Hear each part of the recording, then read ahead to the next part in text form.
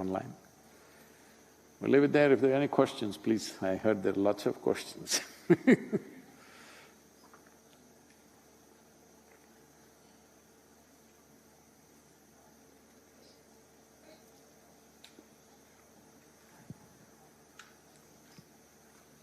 Namaskaram, Sadhguru.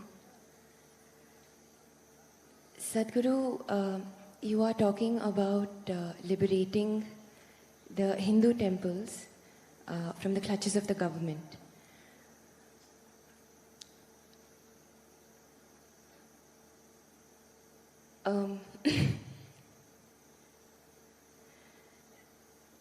Sorry, so if… Are you opposing me? Sorry? Are you opposing that? No. No, okay. So you're talking about liberating the Hindu temples from the clutches of the government. Sorry, I'm not sure how to ask you this question without it coming across in the wrong way. So you're talking about…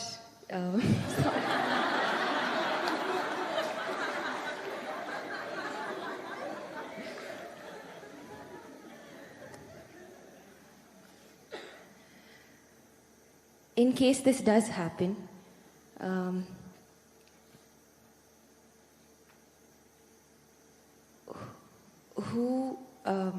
I understand that anybody can be a part of the management. The management can be done by anybody, but who should actually be in touch with the deity? Do the Brahmins have to come back here again? And is this the only way that you can run a temple? Mm-hmm. Okay. I am not talking about it. I'm just trying to translate what is written in the Constitution as to how any spiritual, or if you want to call it religious spaces, should be managed or run. The fundamental rights in the country and in most parts of the world, almost every democratic nation, everybody can run their spiritual and religious institutions the way they want. Those who want will go there, those who don't want will not go there. So should a particular community come back? See, we must understand in this country, communities were formed on the basis of profession. If you are a carpenter, you are one kind of achari. If you are a goldsmith, you are another kind of achari. If you are a blacksmith, you are another kind of achari. If you are a trader, you are one kind of Vaishya. If you are an agriculturist, you are another kind. If you are a ruling if you are a militant class, you are one kind. So based on professions, communities happened over a period of time. It is not that there was no transmigration, people could go. It is over a period of time where, unfortunately, people will perceive differences as discrimination and use it as a tool of exploitation. So if the Hindu temples, if you are saying, I'm saying they must be liberated. Hindu temples must be liberated because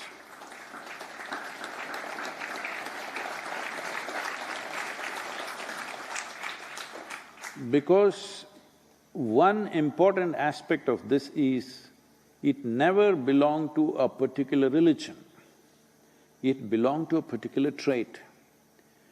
Devi temples are made one way, Shiva temples are made another way, Krishna temples are made another way, Vishnu temples are all in one way, Brahma temples in different ways, and all the different kinds of Devis, they are made differently. These were all energy centers established for different purposes. According to your purpose, whoever you are, you could go there. And according to its nature, different class of people manage different types of temples. Over a period of time, for the maintenance of the temple, by the devotees constantly contributing to the temple, temple's wealth grew.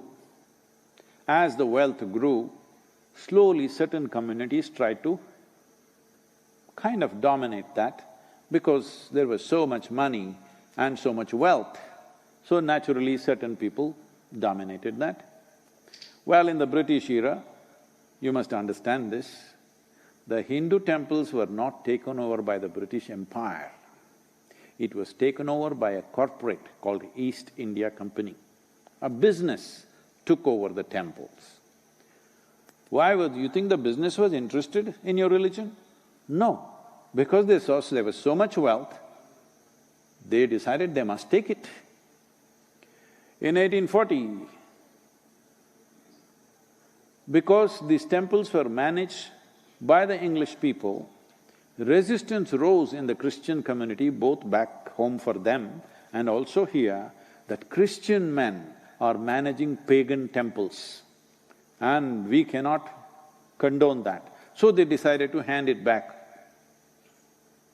By then they had shaved off all the jewelry, this, that. They couldn't take the land to England, so they took only what could be moved. Some temples escaped this, most temples lost their gold and diamond and everything that they had in huge quantities because people went on contributing. Only when some emergency like a famine or something came, it was for the temple to decide how much it should spend on those situations. Anyway, that's a history thing. Now if we release it, should the Brahmins come back? Not at all.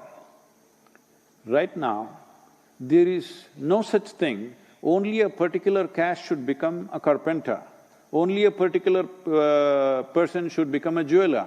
All kinds of people are becoming jewelers. All kinds of people are doing jewelry design today because there is a college to train them. Similarly, we must establish institutions where we will train people what should happen in a Shiva temple, what should happen in a Krishna temple, what should happen in a Vishnu temple, what should happen in a Devi temple. So, whoever learns the process and passes the examination, they will run the temple. Well, right here at Isha Yoga Center, this is a classic example. Here the Bhairavi Devi, a stringent training process, because this has a certain level of ritual involved. Only women can do it. Men are only in the outskirts of the temple. They cannot go in because that's the nature of the consecration.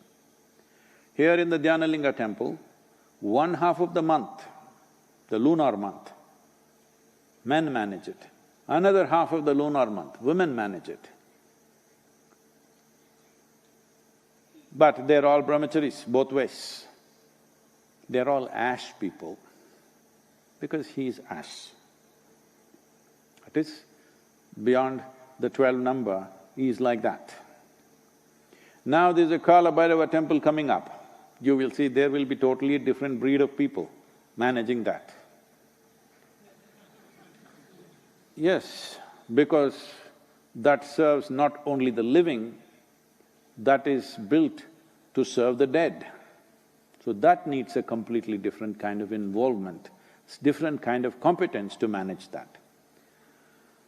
And even in terms of who comes into the temple, see here, people of all kinds of religions, caste, creed, everybody's coming, nobody checks who is who, because we are not interested who your father was, we are only interested where you want to go.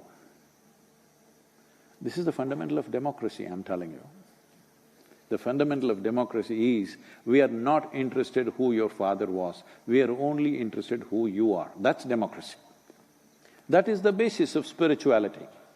We don't care who your father was or your grandfather was, whatever he might have been. What are you? Where do you want to go? This is all the concern of a spiritual process. So temples were not places of worship. Temples were not places where one man leads the prayer and everybody follows what he says. It never was. Priest only conducted a process. He's just there to facilitate. He's never ruling the place. He's never dominating the place, he's never giving a teaching, nobody ever gives a teaching or philosophy or any kind of stirring up of the society. This is very important for the future of the world. So do not just call them Hindu temples, they are really temples where human beings can transform themselves. Human beings can nourish themselves for their inner development. So, right now, I'm saying even mosques and churches and everything should become like this. Let us say I like one aspect of what they're doing in a mosque, why can't I go there? No, it's all segmented now. You can only go here, they can only go there. Fortunately, we've changed this completely. Here, there are a whole lot of people coming. Many ladies coming, burqa-clad ladies, they like Dhyanalinga, they like to sit there. Bhairavi is probably too ritualistic for them, they just look like this and go away. But they like Dhyanalinga, they come there. Many come only for the Tirth Kund, the Surya Kund and the Chandra Kund. It is fine with us. We don't force anybody to go here. This is a certain kind, this needs a different kind of involvement, that needs a different kind of involvement. As long as a human being is willing to follow the basic norms for which it is set up, basic purpose for which it is set up, and basic norms which facilitate that purpose, any human being should be allowed not only to enter the place, also to be in the sanctum. If somebody who is born as a whatever nonsense, high caste, low caste, Hindu, Muslim, Christian, Jew, Sikh, whatever, if they are drawn to a certain aspect and if they are willing to go through the necessary preparatory steps, today it can be established as an institution. You must understand, what was institutions has all been painted negatively as some kind of caste system. Now, institutions which trained blacksmiths have become blacksmith caste. It's an institution. Unfortunately, somehow the goldsmith people started propagating that goldsmiths are superior to blacksmiths. Though you cannot live without a blacksmith in a society, you can very well live without a goldsmith. Yes. So this superiority, inferiority business is something that's happened later on. The temple never had that. See, temple means it is trying to make a certain dimension of life which is crossing the boundaries of one's physical nature, available to people, available for people to experience that dimension. If you cross the boundaries of physicality, you have crossed all boundaries and divisions that you have created in the world in the name of caste, creed, gender, nonsense, all kinds of nonsense. We have… see, all these things have happened in many temples, they don't allow foreigners. See, there was a time where in India there were boards, Indians and dogs are not allowed into this place. So in reaction, you put it up in your temple, foreigners not allowed. This was your little reaction. And also it was true, people came in just to desecrate the temple. They come in… there are any number of incidents where they come inside and they want to spit in the temple, any number of incidents where intentionally they want to urinate in the temple. Those were the times of occupation. That is gone. Today, if somebody who is not born in India wants to come into the temple, they're coming in because they genuinely want to come, not to desecrate it, not to dishonor it. They're really coming because they want to experience it. So, nationality, gender, caste, creed, nothing matters because this is a dimension, temple is a dimension where you transact with that which is beyond your physical nature. This is open to every human being, not only for management, not only for use, also to be in touch with the sanctum sanctorium. It is open to everybody. I would like to see that there used to be… there were mass here who are African in origin. Now there are people from all over, some from United States, some from India. I would like to see every kind, maybe Chinese, Japanese, this, that, works, everything. It's important. This is important not just for the temple, this is important for humanity, that without discrimination, everybody can aspire to grow, everybody can aspire to touch dimensions beyond the limitations of who we are right now. This is the reason why I'm asking for liberating the temple for government clutches, because they're still hanging on to a nasty part of the history which was there. It's time to eradicate that and build a grand future.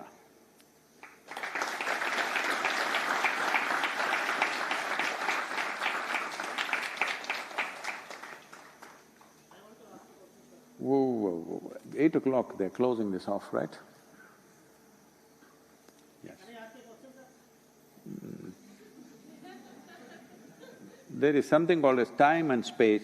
Right now there is space, but there is no time. It's a three-word question.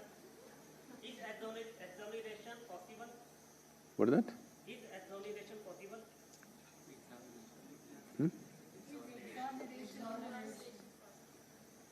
Exoneration of what? If we have committed a sin deliberately, can we get rid of this?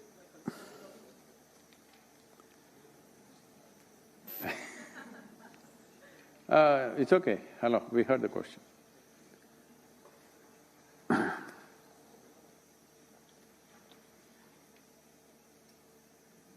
It looks like you didn't hear the first part of the talk at all. This is a land of karma, not of sin and virtue. You can do whatever you want with your life, as long as you are willing to face the consequence joyfully. You do things, when consequences come, you will cry. That's not okay. Do whatever the hell you want.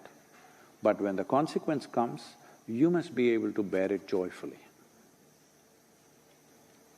Then you're exonerated.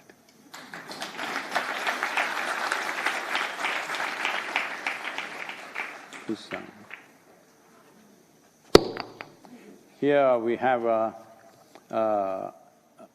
we have, for those of you who are new…